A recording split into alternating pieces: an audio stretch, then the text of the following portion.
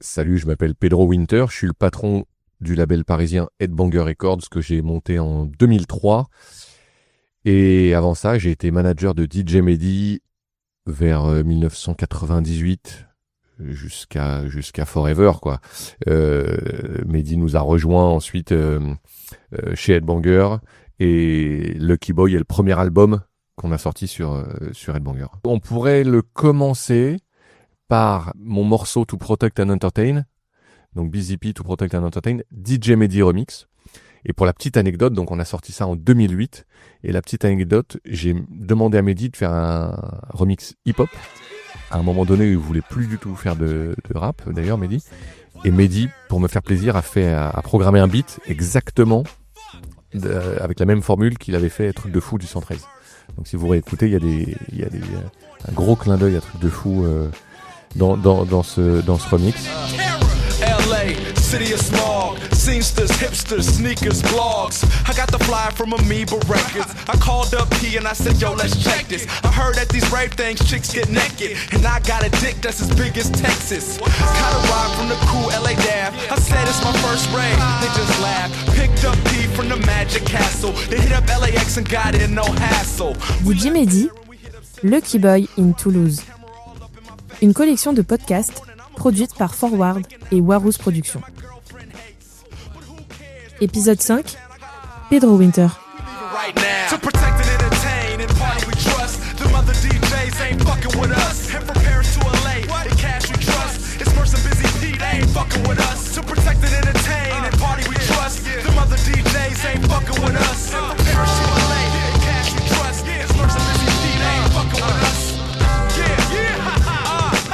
Alors, en quelques mots, Mehdi, c'est quelqu'un de solaire, de généreux, de fédérateur, quelqu'un de brillant. Voilà, c'est pas mal quand même tout ça. Et donc ça, c'est l'homme, mais c'est aussi le musicien d'ailleurs. C'est lié finalement. C'est une seule personne, tu sais. Des fois, tu sépares un peu l'homme de l'artiste. Là, pour le coup, Mehdi, il était tout ça dans la vraie vie et tout ça aussi sur scène. Alors, DJ Mehdi, effectivement, moi, avant ma rencontre avec Mehdi en 98, j'avais pas de connaissance particulière de qui était Mehdi, puisque je pense que notre rencontre a été aussi un marqueur dans sa carrière. Il est passé de l'ombre à la lumière. Donc, alors pas du tout à cause de notre rencontre, mais c'était un moment dans sa carrière où il était producteur, donc homme de l'ombre pour toute la mafia Quinfri. Donc ça c'était avant 98-99 où c'était vraiment le mec de studio. C'était c'était le 4e d'IDLJ, c'était le 4e du 113, c'était toujours le membre supplémentaire du groupe. Et en fait, quand moi je l'ai rencontré, c'est le moment où il a lancé son label Espionnage, donc où il est passé de beatmaker à producteur. Alors il faisait évidemment ses propres sons, mais il invitait aussi d'autres gens, il invitait d'autres rappeurs avec qui il n'avait jamais bossé. Et après, très très vite, il y a eu cette envie encore plus gourmande de sa part de devenir un artiste et de devenir un artiste sur le devant de la scène. Et effectivement, c'est là où on s'est rapproché, c'est là où nous, on l'a épaulé. Alors d'abord en tant que manager, c'est comme ça qu'il est venu frapper à ma porte. Et ensuite, évidemment, assez naturellement, quand j'ai monté Headbanger Records, c'était un des premiers artistes à rejoindre la maison, quoi. Je reconnais que dès la première écoute, ça a été assez immédiat. Donc il est venu me faire écouter. À l'époque, j'étais chez Daft Trax, donc les bureaux de Daft Punk. Pas loin d'ici, là on est dans le 18e à Paris, on est dans le nord de Paris, sur la butte Montmartre, et c'est de l'autre côté. Et il est venu frapper à la porte et m'amener des test pressing de espionnage, donc le morceau avec Rossé, Camille Groulstar, donc avec 113, et me fait écouter tout ça. Et effectivement, tout de suite, ça fait tilt. Je me dis, oula, le mec, il accélère le tempo, il sample la même musique que nous, il se passe quelque chose, en tout cas musicalement, ça a matché tout de suite. Et très rapidement, il m'a demandé de travailler avec lui, et j'ai pas hésité une seule seconde parce que j'ai senti, alors en toute modestie, je m'attendais pas à que sa carrière soit aussi magnifique, mais j'ai senti qu'il se passait quelque chose, en tout cas dans notre rencontre, et donc c'était un espèce de coup de foudre immédiat. Non, moi j'avais pas d'a priori, au contraire, puisque quand je l'ai reçu, Truc de fou du 113 était sorti et j'adorais le morceau. Je trouvais le morceau complètement fou. Donc c'était vraiment les débuts. Je pense que c'était vraiment les premières fois que Skyrock commençait à jouer 113. Mais le morceau était dingue, super bien produit. Donc non, aucun a priori, au contraire, moi j'étais super excité. Et il faut dire quand même, pour ramener les choses, notre première rencontre s'est faite à New York, et d'une certaine façon adoubé, voire parrainé par Boom Bass et Zdar de Cassius, qui l'avaient ramené à New York avec eux pour faire la fête. Donc, et ils nous l'avaient présenté en disant, ah tiens, voilà, on est en studio avec Mehdi, on est en train de faire l'album de Solar. Donc il y avait déjà une introduction, c'est-à-dire que Mehdi est pas arrivé comme ça exactement, il est pas tombé du ciel. Comme on le répète depuis tout le temps en parlant de Mehdi, encore une fois, c'est un caméléon, donc c'est quelqu'un qui est à l'aise, c'est-à-dire qu'il se travestit pas. C'était bien le Mehdi que tout le monde connaît, c'était le Mehdi qui avec Kerry James était le même Mehdi qui était avec nous. En fait, c'est ça que les gens doivent comprendre. Quand je dis caméléon, c'est que c'est lui, d'une certaine façon, qui s'adapte aux autres, à ces différents terrains de jeu, mais il change pas de personnalité, il change pas de philosophie, il change pas de qui il est. C'est le même. Il est aussi exigeant quand il est en studio avec Intouchable que quand il est en train de faire un truc de house avec Riton ou je ne sais qui. Donc nous, il a intégré un peu la bande, la Daft Family de façon hyper spontanée, je veux dire. Après, effectivement, moi, nous deux, personnellement, il y a une amitié qui s'est liée un peu plus qu'avec les autres, mais qui est du fait que j'ai travaillé avec lui, j'étais avec lui beaucoup plus souvent que les autres. Donc, non, ça s'est passé, encore une fois, de façon très spontanée. Et encore une fois, c'est tellement un mec magnétique qu'il attirait tous les regards. Alors, sans parler de sa beauté et ses yeux rieurs qui attirent l'attention et qui volent la vedette à tout le monde. Effectivement, au restaurant, tout le monde se tournait vers lui. Mais bon, c'était, encore une fois, ça s'est fait de façon tellement naturelle et spontanée et cool. Je veux dire, le fait que Zdar et Boom Bass l'embarquent avec eux, il y a quelque chose de, alors je sais que le storytelling est joli, mais ça s'est fait comme ça. Et effectivement, Mehdi, quand même, un mec passionné de musique et curieux, il s'est retrouvé d'un coup comme ça au milieu avec la bande de Daft Punk. Lui, une éponge, il a absorbé tout ce qu'il pouvait, il a pris les ondes et ça s'est fait en deux sens. Et c'est ça qui était riche dans notre relation, c'est-à-dire qu'on se nourrissait les uns les autres, quoi. Évidemment qu'on parlait beaucoup musique, mais pas que. On parlait de la vie et il faut remettre aussi les choses dans leur contexte. Et à ce moment-là, on a un peu moins de 30 ans tous là, donc à part les Cassius qui sont des vieux monsieur, mais nous tous, on a tous moins de 30 ans, on découvre encore une fois la vie, on découvre le succès des uns des autres, il faut se rendre compte que nos vies sont en train de changer aussi, donc il se passe plein d'autres, donc c'est un échange, encore une fois, je pense ultra nourrissant. On a Mehdi qui apporte avec lui un autre bagage, de l'autre côté t'as les Daft qui sont eux aussi des mecs brillants et curieux, donc il y a ça part dans tous les sens et finalement ce qui révèle une amitié, disons, c'est que finalement on se dit tiens, on est différents mais on a les mêmes goûts et donc il y a plein de croisements et voilà. Et après effectivement Mehdi avait cet appétit de découvrir la musique électronique. Et il avait plusieurs parrains, les Cassius en studio quand il était avec Solar, DJ Gilbert chez Radio Nova, et moi. Et effectivement, il était plutôt bien entouré pour découvrir la house music et comprendre d'où ça venait, de Chicago, de New York, de Détroit, et ensuite un espèce d'apprentissage assez simple, quoi, je veux dire, et basique de gens avec qui tu traînes. Et donc on peut dire qu'il a été à bonne école, ouais.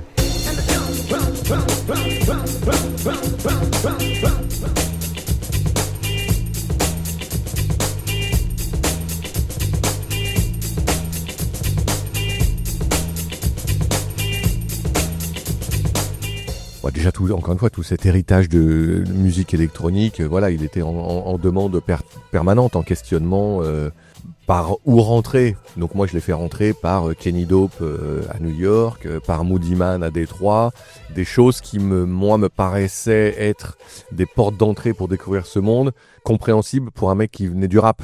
C'était ça un peu l'idée. Kenny Dope qui faisait du rap et ensuite qui faisait partie du duo des Masters at Work à New York. Donc dieux de la house music, là aussi qui puisaient leur influence dans Salsoul, dans la funk, et pareil pour Moody Man et Détroit et Motown, disons, voilà. Et donc tout ça a permis de tisser un espèce de grillage pour que Mehdi chope ses repères, et je suis content parce que je me suis pas trompé finalement. Kenny Dope et Moody Man étaient des exemples. Ah oui, et aussi Underground Resistance aussi, qui était à Détroit, pour lui expliquer un petit peu aussi le côté un peu plus revendicatif et dark, qui pouvait faire écho finalement à ce qu'est le rap hardcore, disons, et ce que pouvait être effectivement, pour le coup, la Mafia Quinfri, au début pas du tout un rap d'entertainment, mais plutôt un rap assez vénère, quoi. Et tout ça, Mehdi, il l'a appréhendé, il l'a digéré, il l'a compris, et il se l'est réapproprié, et c'est comme ça qu'il a fait ensuite carte blanche. C'est comme ça qu'il a mis un peu plus, il a accéléré un peu le tempo dans ses productions et dans ses DJ sets. Après, Mehdi, il est passé aussi de DJ de rap sur scène à accompagner des rappeurs, à DJ où il mettait le feu dans les clubs et dans les festivals. Et effectivement, je l'ai souvent répété, toutes les dates qu'on a pu faire avec Mehdi, déjà il volait la vedette, et ensuite tous les promoteurs ne rêvaient que d'une chose, c'était quand est-ce qu'on le fait revenir. Et on avait un planning de DJ set avec Mehdi, on jouait 3 fois par semaine, quoi. C'était aux 4 coins du monde. Et malheureusement, si la vie en avait décidé autrement, je pense qu'aujourd'hui il aurait une carrière assez impressionnante. C'est intéressant. Moi, je pense que j'étais un peu le tampon ou le protecteur de tout ça. Je pense nous, notre discussion, où j'étais peut-être une sorte de refuge de grand frère, où justement moi déjà par la taille, mais je le protégeais de tous ces, justement, peut-être tous ces questionnements ou toutes ces doutes ou toutes ces craintes d'aller un peu trop loin de là où les gens l'attendent et tout ça. Et je pense qu'il était dans sa zone de confort avec moi, c'est-à-dire que, en tout cas, j'espère avoir été l'oreille et les bras qui l'accompagnent, en tout cas là où il avait envie de s'aventurer. Donc il avait pas spécialement besoin de moi non plus, hein. C'est-à-dire que sans moi, je pense qu'il aurait fait les mêmes choix. Mais je pense qu'il avait besoin, de toute façon, on était un petit noyau autour de lui. Il avait besoin d'avoir l'oreille de Manuquet, il avait besoin d'avoir mon épaule, et il avait besoin d'avoir la joue de Fafi. Tu vois, en gros, c'est ça aussi. Il s'est créé une famille, Mehdi, et c'était bien. Tu vois, il savait très bien que c'était que des gens différents. Le point commun, c'était Mehdi, le dénominateur commun, et c'était assez génial d'ailleurs de se retrouver de temps en temps tous ensemble, de ramener Mokobé dans une soirée au Queen, ou moi d'aller à l'Élysée Montmartre voir un concert d'Idéalgie où tout le monde se sautait les uns dessus sur les autres, quoi. Mais il a créé comme ça une espèce de famille, de carapace dans laquelle il se sentait bien, et il avait besoin de ça pour être audacieux artistiquement, et il a eu raison. En fait, moi, mon travail, c'était d'essayer de faire en sorte qu'on ait la liberté artistique la plus totale. Et avec Mehdi, c'est ce qu'on a réussi à obtenir dans toutes les collaborations qu'on a réussi à faire. C'est son premier album, The Story of Espion, qui est sorti donc chez De Label à l'époque. On avait toute l'équipe de De Label. De Label, faut resituer un petit peu dans la fin des années 90, début 2000. C'est un des labels pionniers dans le rap français. Donc ça fait partie de la famille Virgin France, et Mehdi il se retrouve à côté d'Ayam, Oxmo Puccino, mais tout le monde s'attend à ce qu'il fasse un album de rap, et lui il arrive et il fait un album un peu hybride où il y a de la musique électronique, il y a effectivement un peu de rap, alors que tout le monde s'attendait à ce qu'il fasse l'album numéro 1 sur Skyrock, quoi. C'était le moment où, voilà, il y avait Première Classe, il y avait Keops, il y avait plein de producteurs, voilà, le secteur a cartonné, tout le monde attendait que Mehdi soit un peu le prochain, et finalement il a fait un espèce de virage à 180 degrés en disant ok, vous m'attendez là, mais moi je vais vous proposer ça. Et en fait ça a été super bien accueilli. Alors effectivement ça n'a pas été un succès commercial, ça c'est un fait, mais ça a été un succès d'estime, et Mehdi surtout était heureux de faire ça, et ça l'a pas empêché de faire des remixes pour d'autres artistes ensuite. Mais il a été, je pense, à un moment sous pression, et je pense que c'est un petit moment délicat de sa carrière artistique où tout le monde attendait, tiens, fais-nous le nouveau Tonton du Bled, fais-nous le nouveau Jackpot. Et lui, c'était pas un homme de recettes, c'est-à-dire que voilà, il avait compris qu'il avait trouvé un son et un style avec les Princes de la Ville, mais il était hors de question qu'il refasse les Princes de la Ville 2 comme disque d'après. Il aurait pu le faire, hein, parce que faire des morceaux comme ça, il savait les faire. Mais justement, lui, il a choisi une autre direction, une autre route, et c'est tout à son honneur. Et voilà, et l'histoire, elle est belle parce que c'était quelqu'un qui aimait zigzaguer d'un monde à l'autre, d'essayer de réunir aussi les deux mondes, parce que c'est pas son idée, Mehdi, c'était pas non plus de séparer les choses. Lui, il arrêtait pas de dire, moi, je suis le même, et on rigolait souvent. Le Keyboy, il me dit non, mais moi c'est un album de rap, et on lui disait mais non, à la Fnac, tu vas pas être dans le hip-hop, tu vas être dans le bac électro.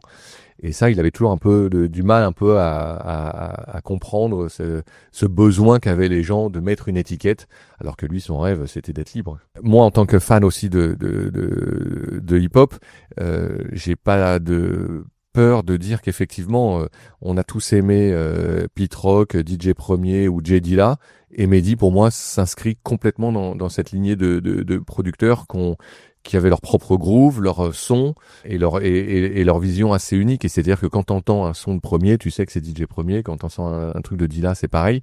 Et Mehdi, il a réussi à faire ça. Mehdi, il a réussi à faire en sorte que, en tout cas dans le rap français, quand on entendait une production, on savait que c'était Mehdi et pas un autre. Et quand il bascule dans l'électro, il a ce bagage de producteurs de hip-hop qui d'un coup accélère le tempo, rajoute des coupe des samples à la façon du rap, et arrive à faire danser les gens. Et c'est ça effectivement son talent, sa marque de fabrique et la touche qu'il a laissée tout simplement.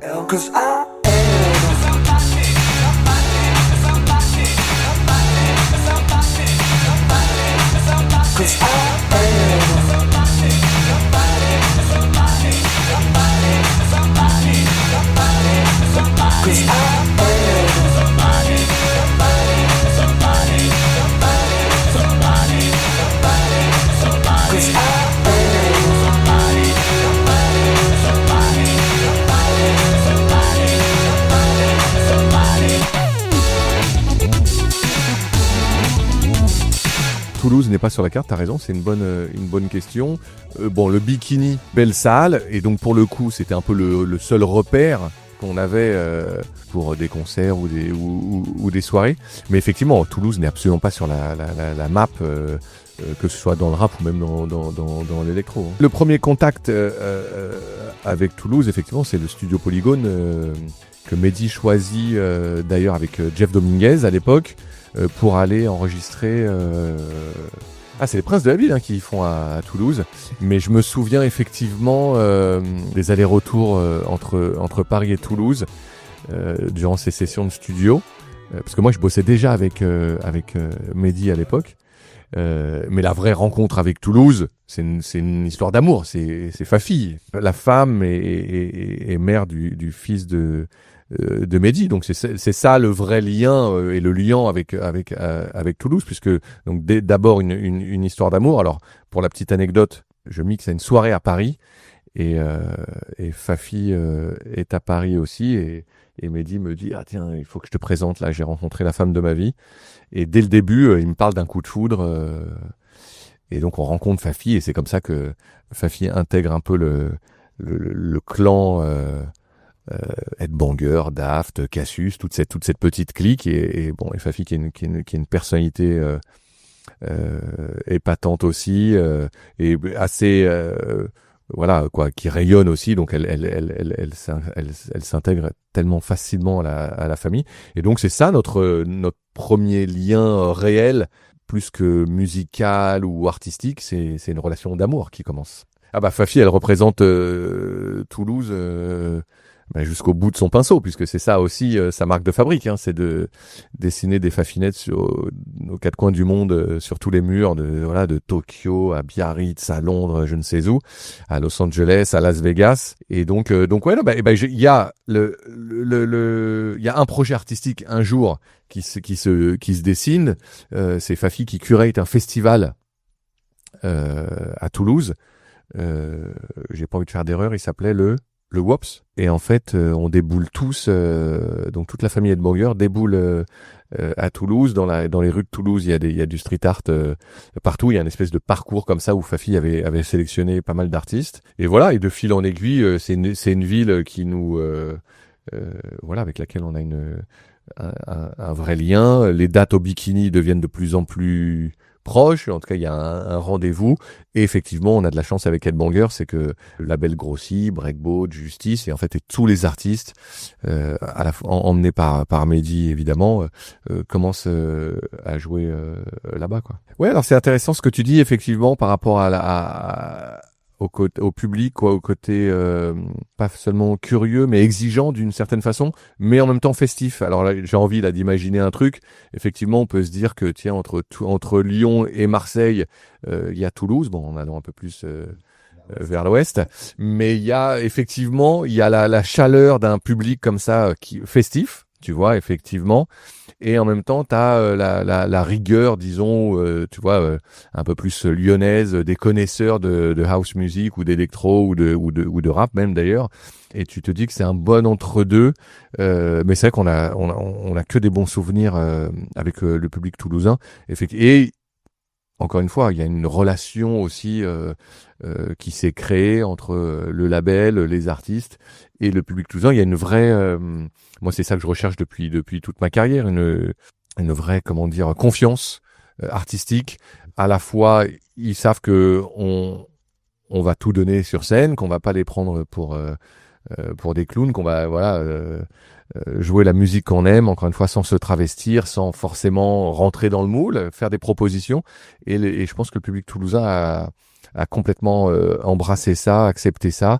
Et c'est pour ça que ça a grossi d'année en année, jusqu'à maintenant voir Justice clôturer le Rose Festival devant je sais pas combien de milliers de personnes. C'est ça qui est assez génial dans cette histoire qui a commencé au début des années 2000. On savait qu'on aimait bien y retourner, on savait. Et encore une fois, c'est pas compliqué à comprendre quand tu tombes amoureux de quelqu'un. Ben effectivement, tu l'acceptes tout entier, et donc t'acceptes aussi son héritage, son background. Et encore une fois, Fafi, elle porte Toulouse en elle jusqu'à ce délicieux petit accent, même si elle te dira le contraire. Et donc c'était encore une fois de façon très naturelle. Toi, depuis tout à l'heure, je te réponds souvent dans mes questions des choses spontanées, naturelles. Parce que c'est comme ça que finalement toutes sept ou ces histoires se sont écrites. Je pense que c'était au Carme, avec Mélie, on s'était mis sur un petit bar autour et tout ça. On avait passé une bonne soirée à traîner comme ça, et les gens étaient super friendly, donc on s'était rendu compte que finalement on était deux à traîner comme ça sur une petite table, et finalement tous les gens étaient venus autour de nous, et c'était une bonne soirée. Donc c'était plutôt au Carme. Bon, alors, je me dévoile, mais moi ma femme est toulousaine, donc je viens très souvent, et je dois reconnaître que à chaque fois qu'on se balade au Jardin des Plantes ou je ne sais où, les gens sont super friendly, quoi. Et c'est là où je me rends compte qu'il y a un réel lien d'affection avec cette ville, quoi. Avec Oli, on s'échange des petits messages. On s'est pas croisé plus que ça parce qu'on a chacun des emplois du temps un peu chargés. Mais c'est quelqu'un que en tout cas avec son frère, j'aime bien la tournure que leur carrière prend. Je pense qu'ils ont une maîtrise super intelligente. Un peu comme Mehdi le fait, à ne pas forcément aller là où on les attend. Donc effectivement, ils ont fait des tubes, des albums populaires, mais ils se servent de ça, justement, de cette énergie et de cette force-là, pour proposer quelque chose de peut-être un tout petit peu plus exigeant, non, sans chercher à être underground non plus, parce que c'est pas ça le sujet, mais d'être un tout petit peu plus exigeant et un peu plus aventurier, disons. Et ce qu'ils font avec le festival, c'est génial. La galerie, bon, moi j'ai malheureusement pas pu aller aux abattoirs voir l'expo que Oli avait curaté, mais en tout cas de ce que j'ai vu sur les réseaux, j'ai trouvé ça super courageux et exigeant et beau, quoi. Le résultat est assez génial. Et donc, mais je sais, on s'était échangé des petits messages. Effectivement, ils ont vu le documentaire et je sais que ça leur parle. Et indirectement, parce que y a plein de ramifications. Effectivement, je suis convaincu que ils ont été touchés par le parcours de Mehdi.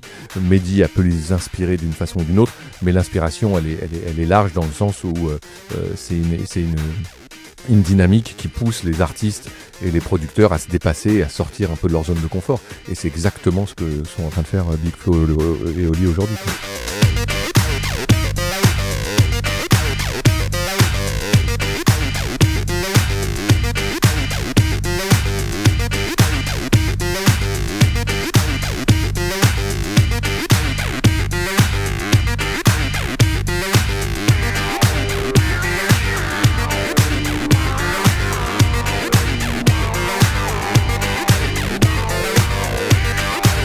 Il y avait un vrai lien d'admiration dans les deux sens entre Daft Punk et Mehdi, ça c'est sûr. Ah oui, bah moi j'étais le premier surpris, parce que c'est moi qui ai passé le coup de fil à Thomas à ce moment-là, juste pour lui demander s'il pouvait nous prêter sa Talkbox. C'était même pas, on n'osait même pas lui dire tiens viens en studio, et c'est lui qui s'est proposé en disant bah attends mais moi je vais venir, je vous le fais. Donc on est tous les deux tombés de notre chaise avec Mehdi. Mais donc il y avait certainement un peu de fascination. Encore une fois, Mehdi il a un charme encore une fois magnétique, c'est-à-dire qu'il attire les gens, et je pense que en plus Thomas Gilman, eux fans de rap aussi quand même, tu vois, c'est une musique qui les inspire, c'est pas étranger, je veux dire, c'est pas on leur parle pas d'une musique si lointaine que ça. Donc ils comprenaient le langage de Mehdi, ils voyaient aussi la route artistique que Mehdi avait choisie, à savoir pas une ligne droite et pas une répétition, mais plutôt être ambitieux, exigeant, aller essayer de chercher des choses un peu différentes. Et il pouvait qu'embrasser finalement ce genre de carrière d'une sorte de cousin, parce que encore une fois dans la famille, le lien familial existe réellement entre Daft Punk et Mehdi, puisque c'était entre la French Touch, Mehdi était un élément rapporté, disons. Donc je pense qu'il y avait un sentiment d'admiration un peu réciproque, et voilà, ils s'appréciaient. Encore une fois, on vivait tous ensemble, donc ils se sont croisés 12 000 fois. Pareil avec toute la bande, ouais, bien sûr. Bah moi j'ai bossé, en tout cas, j'ai monté le label en 2003 Headbanger, et je bossais pour Daft Punk jusqu'en 2008, donc pendant 5 ans, effectivement, et on est ici chez Headbanger rue Ramet.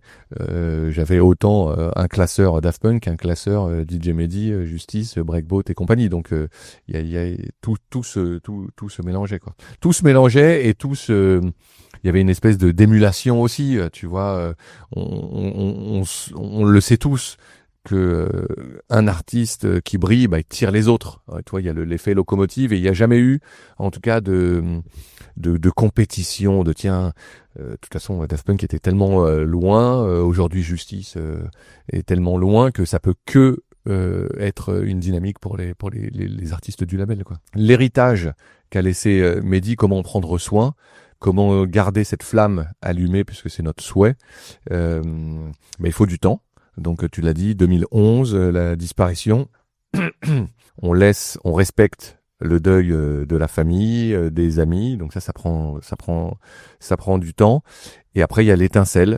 Et l'étincelle, et c'est là où on peut quand même faire un gros big up à Thibaut de Longeville, c'est d'arriver à écrire et à monter, à financer, à développer ce documentaire qui est splendide, et qui a été aussi qui a fait du bien à tout le monde, à nous tous, que ce soit d'abord la famille, et ensuite tous les amis, les artistes avec qui Mehdi a travaillé. Je pense qu'on attendait tous de se réunir autour d'un projet commun, et pour moi c'est ce projet commun qui est un peu le démarrage d'une certaine façon du nouveau chapitre de comment faire en sorte que le catalogue, que l'héritage de DJ Mehdi puisse continuer à vivre, puisqu'aujourd'hui on vit dans un monde où s'il se passe rien, la musique de Mehdi descendra dans l'algorithme et elle sera totalement invisibilisée.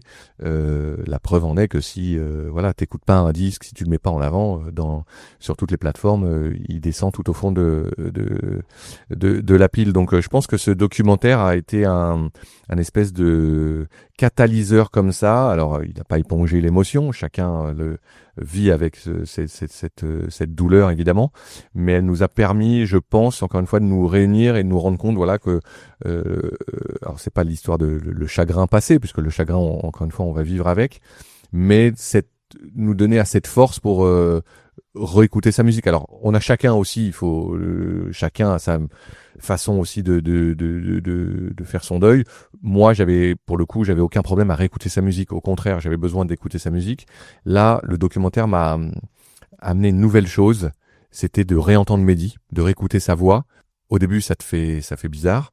Et en fait, moi, et c'est pour ça que ce documentaire, j'avais l'impression de regagner quelques minutes ou quelques secondes avec lui. Donc finalement, ça me fait du bien de le réentendre, de le revoir et tout ça. Et donc, je pense que je sais pas si j'ai répondu à ta question, mais c'est ce documentaire. Je pense qu'il a été réellement, il a fait un bien fou à nous tous, et il fait un bien fou à l'héritage de DJ Mehdi dans sa capacité à toucher aussi une autre génération, puisque c'est ça qui est important aussi. Il faut pas non plus être trop vif dans la nostalgie. Ce qui est important, c'est de voir comment le parcours d'un producteur unique comme DJ Mehdi peut avoir une résonance aujourd'hui. Et je pense qu'il a une résonance d'autant plus importante en 2025, finalement, au moment où tout le monde se sépare, tout le monde s'évite, ne se parle plus. Et ben, il y a un mec qui était là et qui tendait les deux bras, les deux mains, en musique, en rap, en électro. C'était DJ Mehdi. Et je pense que le nom du documentaire veut tout dire. DJ Mehdi, Made in France. Je pense que c'est le meilleur résumé qu'on puisse faire.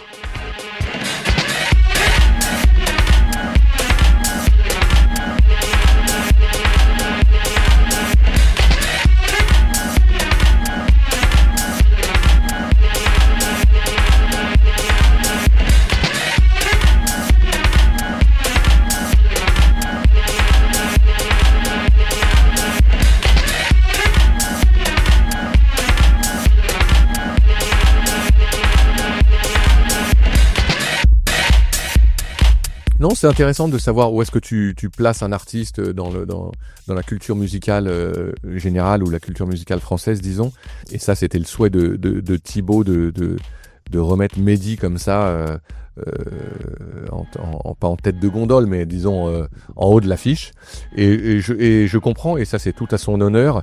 Moi, j'ai jamais eu d'ambition particulière sur la reconnaissance, disons, du travail des artistes avec lesquels j'ai travaillé, puisque chacun récolte un peu le fruit de son travail. Là, effectivement, c'est tellement une tragédie. C'est-à-dire il était on était en plein milieu c'était limite le décollage, disons, même si c'était déjà pas mal, mais on aurait pu aller beaucoup plus haut avec Mehdi. Donc c'est là, je pense que Thibaut a eu raison, c'est de se dire, tiens, ok, continuons à faire en sorte que sa carrière continue à s'envoler, et c'est ça qu'il a voulu faire. Comme tout le monde, moi j'ai été agréablement surpris par les retours et les chiffres qu'ont fait le documentaire sur Arte. D'une part parce que c'est une plateforme, alors niche entre guillemets, mais disons c'est pas la plateforme numéro 1. C'est pas le supermarché du contenu, disons. Mais justement, donc c'est là aussi on peut saluer le courage d'Arte de suivre un projet comme celui-ci. Et donc moi j'étais évidemment surpris, heureux, content pour Thibaut, et tellement fier de Mehdi. En fait, c'était ça aussi, c'est que tu te rends compte que finalement, c'est que il y a la réalisation, il y a le storytelling, donc ça c'est le talent d'écriture du réalisateur et de son équipe, mais il y a le contenu, et le contenu, tu te dis effectivement, nous cette histoire on la connaissait, nous en tant que pote et en tant que producteur ou manager, mais là on s'est dit c'est génial qu'on puisse la raconter, et surtout, et ça personne ne peut contrôler ça, se rendre compte que t'as 20 millions de personnes qui sont touchées par cette histoire. Et c'est ça, l'étincelle. Tu vois, je parlais d'étincelle au début de cette interview, et c'est ça aussi, puisque moi je crois en la magie un peu quand même de notre art. C'est que même s'il est plus là, il continue à toucher les gens, et c'est ça la force à la fois d'un documentaire puissant comme celui-ci, et le génie artistique d'un artiste comme Mehdi. C'est ça l'utilité d'un documentaire comme celui-ci, c'est à la fois de remémorer l'histoire à ceux qui la connaissent, ou mieux la raconter, et en même temps de faire découvrir le parcours unique d'un producteur français à toute une nouvelle génération. Et c'est ça qui est, en tout cas moi, qui m'a fasciné, c'est que les gens ont découvert, c'est même pas redécouvert, c'est qu'il y en a qui me disent « Ah mais attends, mais moi j'adorais ce qui sortait sur Headbanger, mais je savais pas du tout qu'il faisait ça avant. » Et vice versa. « Ah mais moi j'étais un fan de 113, mais je savais pas du tout qu'il allait mixer à Chicago et à Tokyo. » Et c'est ça qui est, tu vois, ça remet un peu l'église au centre du village.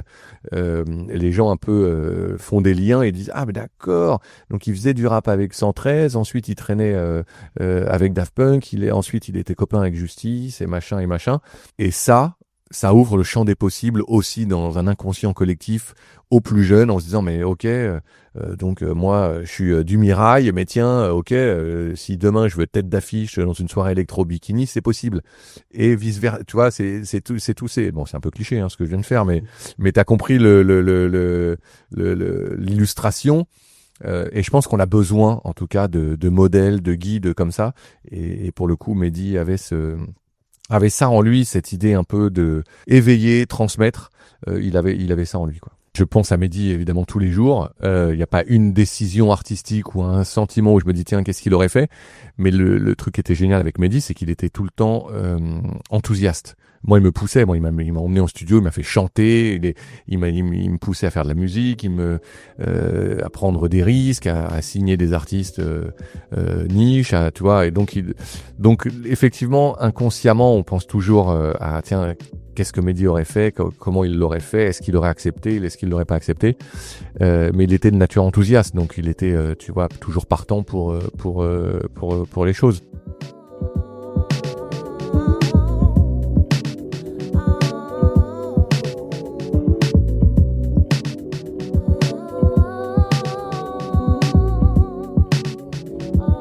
Et pour finir, je choisirais exprès un morceau qui n'est pas sorti sur Headbanger, mais qui était sur le premier album de Mehdi, qui s'appelait Anything is Possible, avec Vinia Moïka, chanteuse new-yorkaise qu'on a retrouvée sur les albums de Mos Def, Talib Kweli, et qui est un morceau que je trouve magnifique, et le message Anything is Possible allait tellement bien à Mehdi.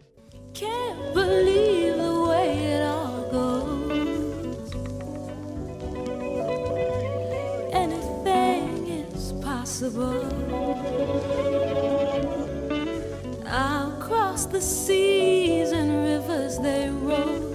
I'll live the dream my motherland holds. Anything is possible.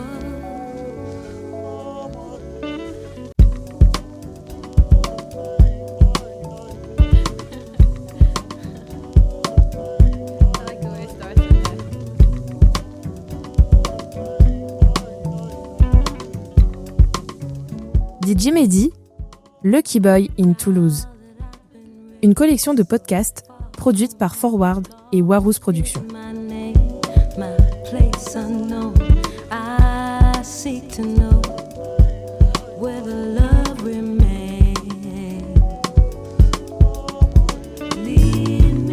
All in faithful clothes, it's all there on my sleeve.